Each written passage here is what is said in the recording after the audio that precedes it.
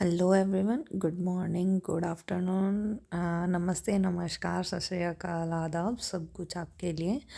और हम स्टार्ट कर रहे हैं हमारा अध्याय नंबर 2, हिंदी शिक्षण के सिद्धांत। ठीक है, तो इसमें हमारा रहेगा कि प्रिंसिपल्स ऑफ लैंग्वेज टीचिंग। हम हमारा फर्स्ट चैप्टर कंप्लीट कर चुके हैं, लर्निंग एंड एक्विजिशन।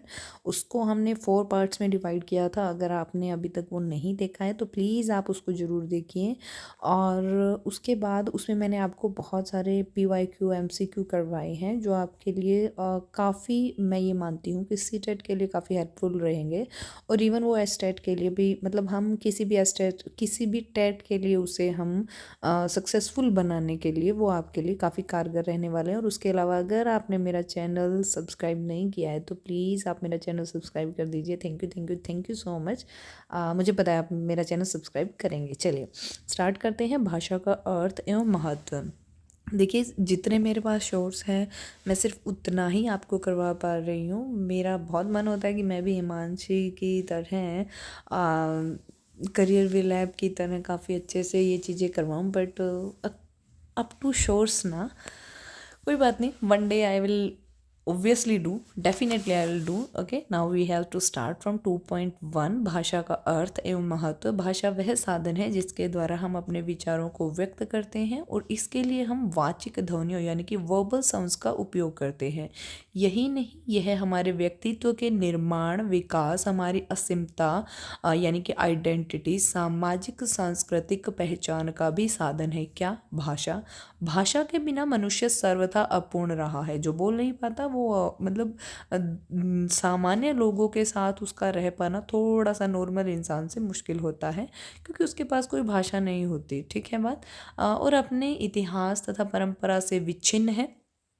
भाषा की इन्हीं विशेषताओं के कारण यह मनुष्य के व्यक्तिगत एवं सामाजिक जीवन में महत्वपूर्ण भूमिका निभाता है। इसके अलावा अगर कोई बोल नहीं पाता, दैट्स फाइन, लेकिन अगर वो समझ भी पा रहा है इसका मतलब उसके पास भाषा का ज्ञान तो है ही ना। साथ ही व्यक्ति के भाषाई विकास के लिए एक समृद्ध भाषिक परिवेश का होना भी अति आवश्यक है। मनुष्य के जीवन में भाषा के महत्व को निम्नलिखित बिंदुओं के द्वारा भली भांति समझा जा सकता है। सबसे पहला पॉइंट आपके सामने है, संप्रेषण का माध्यम। अब मैं उस हिसाब से रीड करूंगी कि आप सिर्फ लिसनिंग करके मेरा जो वीडियो है आप सुन रहे हैं, सिर्फ उसको घर पे काम करते हुए या जैसे भी आप, मतलब आपको जैसे भी टाइम लग रहा है आप वैसे इस चीज़ को सुन रहे हैं और ये आपके लिए हेल्पफुल रहने वाली है। संप्रेषण का माध्यम बात कर रहे हैं। मनुष्य एक सामाजिक प्राणी है। समाज में प्रत्येक प्रत्येक मनुष्य किसी न किसी रूप में एक दूसरे पर आश्रित है। इसी कारण उन्हें परस्पर आपस में संवाद स्थापित करने की आवश्यकता पड़ती है। भाषा इसी संवाद को स्थापित करने का माध्यम है। बात कर रहे हैं ज्ञानार्जन का साधन। संप्रेषण का हमने कर लिया, अब बात कर रहे हैं हम ज्ञानार्जन का साधन। मनुष्य के विकास का आधार उसका ज्ञान है और भाषा ज्ञानार्जन का साधन है। मनुष्य के विकास का आधार उसका ज्ञान है और भाषा जो है वो ज्ञान अर्जन का साधन है। बिना भाषा के मनुष्य सांसारिक या आध्यात्मिक किसी भी प्रकार के ज्ञान का अर्जन नहीं कर पाता है। उसके बाद बच्चों लास्ट पॉइंट है आपका, संस्कृति एवं सभ्यता के विकास में सहायक। भाषा संप्रेषण एवं ज्ञानार्जन का साधन होने के साथ ही संस्कृति एवं सभ्यता के विकास में भी सहायक है।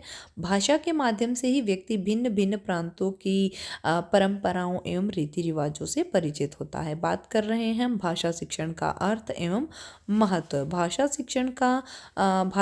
शिक्षण वह प्रक्रिया एवं माध्यम है जिसमें इस बात पर बल दिया जाता है कि बच्चा पढ़ना लिखना कैसे सीखता है।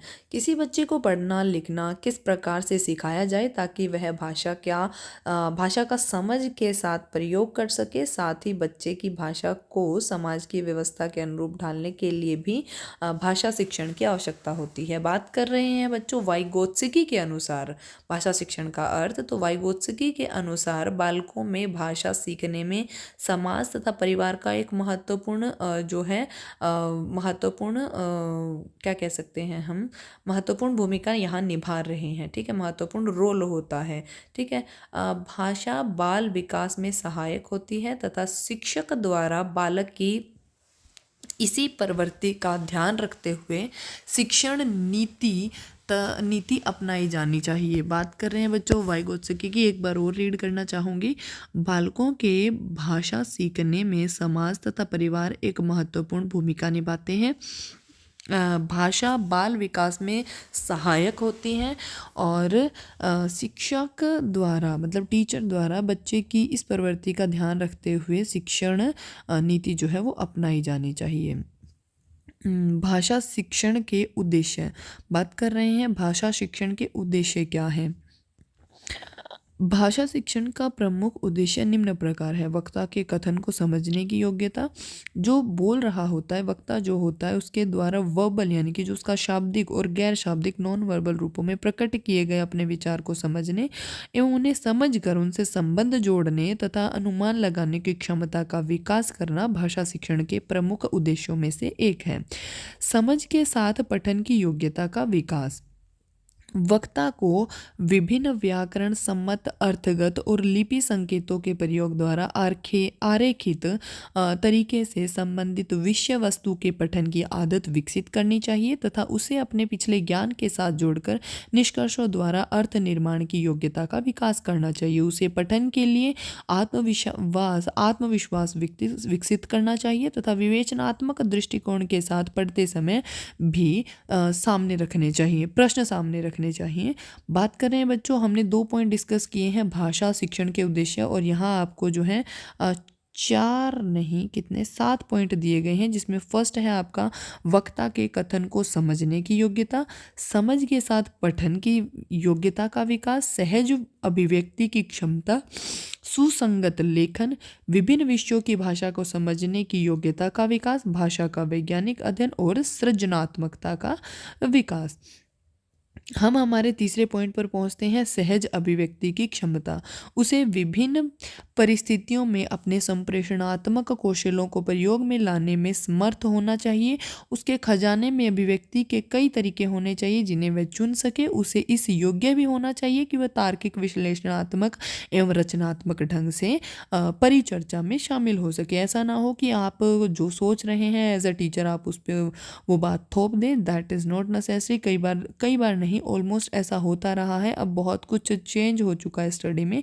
पहले यही होता था ऑलमोस्ट स्कूलों में कि अगर किसी स्कूल में म्यूज़िक सब्जेक्ट है तो वो सब म्यूज़िक लेंगे, संस्कृत है तो वो संस्कृत ही देंगे, और इवन ऐसा होता था कि हिंदी मीडियम और इंग्लिश मीडियम भी टीचर डिसाइड करते थे। लेकिन आज का जो समय है उसमें बहुत कुछ बदलाव हो चुका है, ठीक है। तो उसके हिसाब से आप अपने ऑप्शन को चूज़ करें कि सहज अभिव्यक्ति की क्षमता होनी चाहिए, बच्चा अपना विचार रख सके, that is the point, okay. सुसंगत लेखन, लेखन एक यांत्रिक कौशल नहीं है, इसमें विभिन्न संबद्ध युक्तियां अर्थात तत्संबंधी विषयों के द्वारा उस विषय को संयोजित करने एवं पर्यायवाची शब्दों इत्यादि के प्रयोग द्वारा अपने विचारों को सुसंगत ढंग से अभिव्यक्त करने की योग्यता के साथ साथ व्याकरण, शब्द ज्ञान, विषय, विराम चिन्हों इत्यादि पर पर्याप्त नियंत्रण अर्जित करने के कौशल सम्मिलित हैं। नेक्स्ट है बच्चों की शिक्षार्थी को अपने विचार सहज एवं व्यवस्थित ढंग से प्रकट करने का आत्मविश्वास विकसित करना चाहिए। विद्यार्थी को अपने लिए विषय का चयन करने, विचारों को व्यवस्थित करने और श्रोता बोध की दृष्टि से लिखने के लिए प्रोत्साहित एवं प्रशिक्षित किया जाना चाहिए।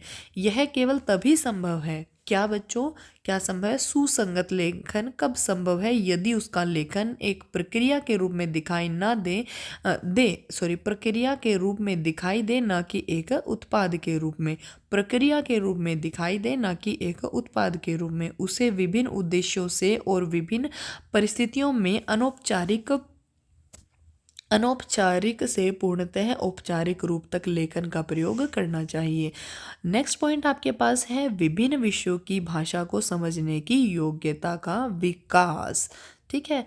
विद्यालय के विषयों के अतिरिक्त विद्यार्थी को विभिन्न परियोजनों जैसे संगीत, खेलकूद, फिल्म, बागवानी, निर्माण कार्य, पाकक कला इत्यादि में प्रयोग की जाने वाली विभिन्न भाषाओं को समझने और उनके प्रयोग में भी दक्ष होना चाहिए। भाषा का वैज्ञानिक अध्ययन, भाषा की कक्षा में विभिन्न शिक्षण तकनीकियाँ अपनाई जानी चाहिए। बच्चों को दिए जाने वाले इस कार्य से होने वाले कार्य इस प्रकार से होने चाहिए कि उससे बच्चा वैज्ञानिक प्रक्रिया के तमाम अवयवों जैसे आंकड़ों का संकलन, आंकड़ों का अवलोकन और उनकी समानताओं और विभिन्नताओं के आधार पर उनका वर्गीकरण एवं परिकल्पना इत्यादि करने में निपुण हो सके।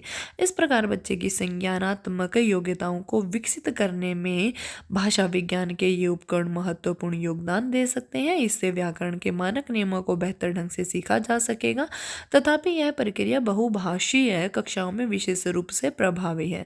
सृजनात्मकता का विकास, भाषा की कक्षा में एक विद्यार्थी को अपनी कल्पना और सृजनात्मकता विकसित करने के लिए पर्याप्त स्थान मिलना चाहिए। कक्षा का लोकाचार और शिक्षक विद्यार्थी संबंध बच्चे में आत्मविश्वास विकसित करता है, जिससे पाठ्य सामग्री के आदान प्रदान और गतिविधियों में बिना अवरोध के दोनों ही सृजनात्मकता का प्रयोग करते हैं। बच्चों, आज के लिए इतना ही। अब हमारे पास रहते हैं भाषा शिक्षण के सिद्धांत और भाषा शिक्षण के नियम। ये हम नेक्स्ट वीडियो में करेंगे और उसके बाद हम करेंगे इस चैप्टर के PYQ और MCQs। ठीक है, तब तक के लिए नमस्कार। प्लीज़ मेरे चैनल को सब्सक्राइब कर दीजिए। Thank you.